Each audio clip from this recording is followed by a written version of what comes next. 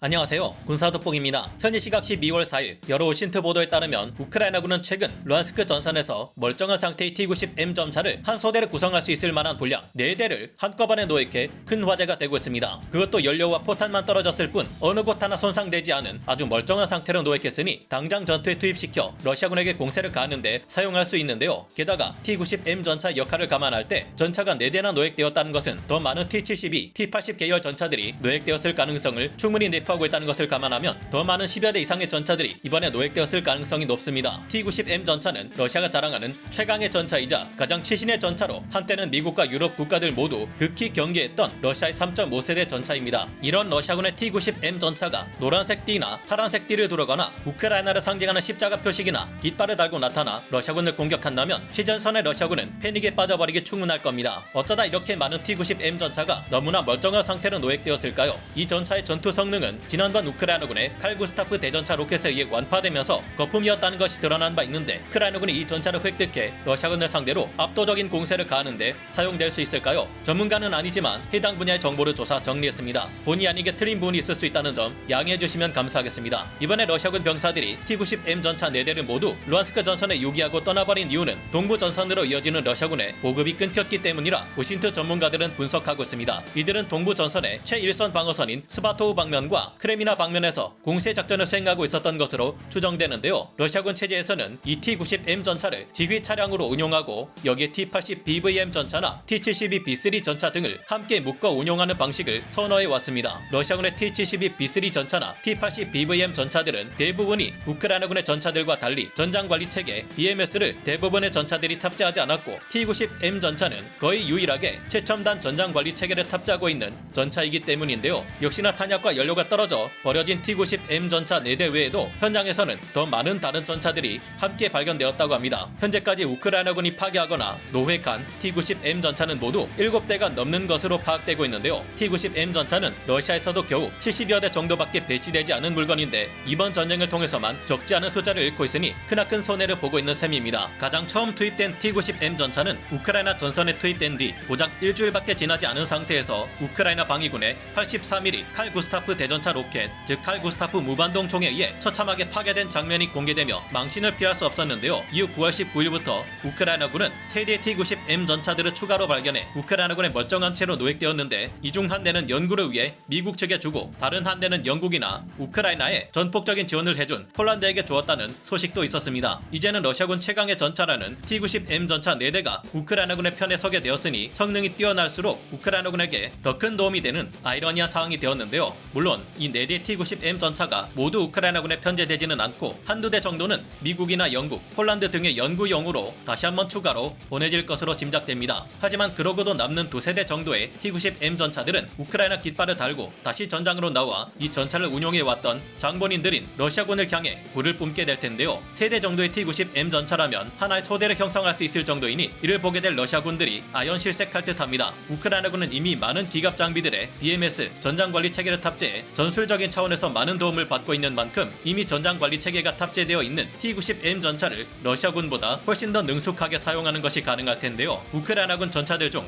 많은 수가 갖추고 있는 이 전장관리 체계 BMS는 전투부대의 각종 정보를 종합해 취합하고 관리하는 체계를 말합니다. 혼란스러운 전투 중 전장 상황을 명확하게 가시화해 볼 수 있게끔 해주기 때문에 이 BMS의 존재는 지휘관에게는 물론 개별 전투부대들에게도 아주 중요한 요소로 작용하는데요. 쉽게 말하기 위해 전략 시뮬레이션 게임 스타크래프트를 통해 비유하자면 BMS가 없는 전차들은 바쁜 멀티플레이 상황 도중 채팅으로 직접 일일이 상황을 설명해야 하는 것에 가까운 반면 BMS를 갖춘 전차들은 미니맵을 공유하면서 여기에 직접 그림을 그려가며 전술을 짜고 작전 수행 상황을 공유하는 것이라 설명해 드릴 수 있을 듯합니다. 즉 러시아군 전차들은 직접 무전을 통해 각자의 상황을 전하고 전체 전장 상황을 알아내야 하는 반면 우크라이나군의 전차들은 훨씬 쉽고 빠르게 상황을 공유하고 상황에 적절한 전술을 수립해 실행하기 용이하다는 것인데요. 과거 1990년대 미국의 압도적인 승리로 끝난 걸프전은 동구권 무기들을 사용하는 국가들에게는 충격 그 자체였습니다. 소련에게서 T-72 전차를 대량으로 도입해 미군과 다국적 군에 맞선 이라크군은 자신들이 도입한 T-72 계열 전차들이 통상적인 전차포의 교전 거리였던 2km 이내에서 적의 전차포를 맞을 경우 쉽게 파괴되었을 뿐 아니라 4km 밖에서 날아온 적의 포탄에 맞았을 때도 포탑이 폭발을 일으키며 높이 치솟는 것을 수도 없이 보았고 T-72 전차의 떨어지는 방어력과 공격력으로는 서방제 전차들을 상대할 수 없다는 것을 여실히 느꼈는데요. 이라크군이 대량으로 도입한 소련제 T 계열 전차들은 미국의 M1A1 에이브람스 전차에게 초토화되며 녹아내리다시피 했고 하다못해 미군의 브래들리 전투 장갑 차에게 마저 격파당하기 일쑤였던 것인데요. 설상가상으로 소련이 무너져 버리자 이후계국 러시아는 고민이 많아졌습니다. 당시 디폴트 상태에 놓인 소련의 국가 경제를 그대로 물려받은 것이 러시아였고 이런 상황 하에서는 러시아군의 수적 주력을 차지하고 있는 T-72 계열 전차들을 다른 전차로 대체할 방법이 없었는데요. 그러나 걸프전에서 T-72 전차들이 서방제 전차들 앞에서 얼마나 무력한지 눈은 똑똑히 뜨고 지켜본 러시아가 그대로 T-72 계열 전차를 주력 전차로 계속 사용할 수는 없었습니다. T-80 전차는 고장이 잦았고 가격 또한 비싸 주력 전차로 배치하기에는 무리가 있었는데요. 그래서 러시아가 생각해낸 방법은 T-72 계열 전차를 개량해 공격력에서만큼은 T-80 전차가 부럽지 않도록 막강한 수준을 적용하고 T-80 전차를 개발할 때 얻게 된 정확도가 올라간 사격 통제 장치 그리고 방호력을 증가시켜주는 반응 장갑을 추가한 새로운 전차를 만들어내기로 했는데 이것이 바로 T-90 전차의 초기 개념이었습니다. 그리고 이런 T-90 전차를 더욱 개량해 T-90AM 전차를 만들었고 그 다음 이를 T-90MS 전차를 거쳐 최종적으로 개량해 등장한 것이 T-90M 프로비3 전차인데요. 개량에 개량을 거듭한 만큼 T-90M 전차는 기존의 러시아제 전차에 비해 획기적으로 강해진 새로운 차원의 전차로 알려졌습니다. T-90M 전차는 주포로 2A82 125mm 활강 포신을 탑재했고 동적 포구 감지기와 자동 목표 추적 시스템 그리고 최대 8km까지나 탐지가 가능한 신형 열상 장비 그리고 정밀한 포격이 가능하게 도와주는 칼리나 조준 및 사격 통제 장치의 적용으로 화력이 강력한 것은 물론 정확도 또한 뛰어날 것으로 기대되었습니다. T-90M 전차의 포탑은 2E42S 자스민 이면 전기 기계 안정화 시스템에 의해 전동으로 구동되는 구조인데 덕분에 빠른 포탑 회전으로 적 목표물에 대한 더욱 빠른 대응이 가능하게 했다고 합니다. 또한 방호력을 높이기 위해 전차의 전면은 물론 상부 및 모든 부분에 렐릭트 반응 장갑을 채택하여 방어력을 크게 높였다고 하는데요. 자동 장전 장치가 개량된 덕분에 이전보다 길이가 더 길고 위력이 강한 포탄을 사용할 수 있게 되었고 새로운 내비게이션 시스템을 장착해 처음 보는 야지에서도 길을 잃지 않고 찾아갈 수 있게 조치했다고 합니다. 최근에 러시아에서는 관통력이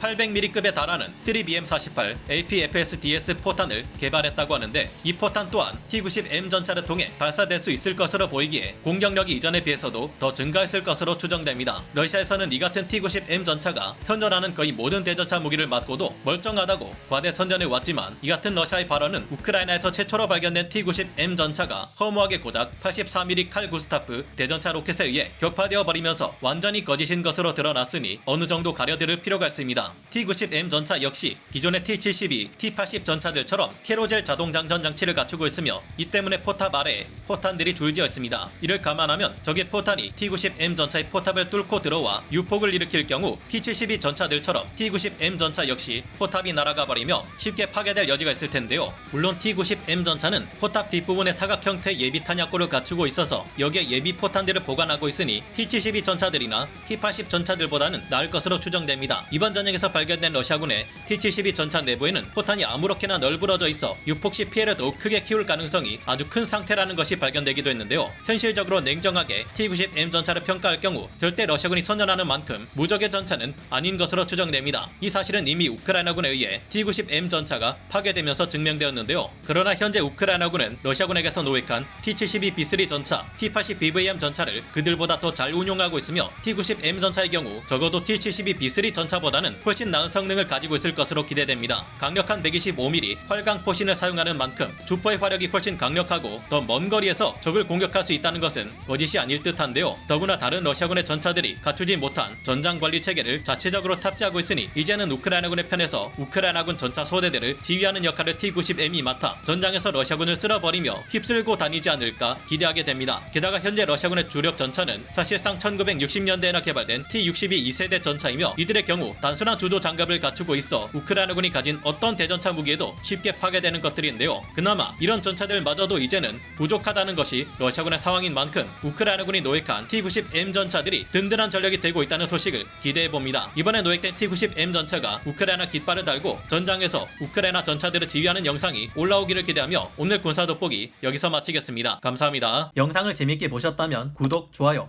알림 설정 부탁드리겠습니다.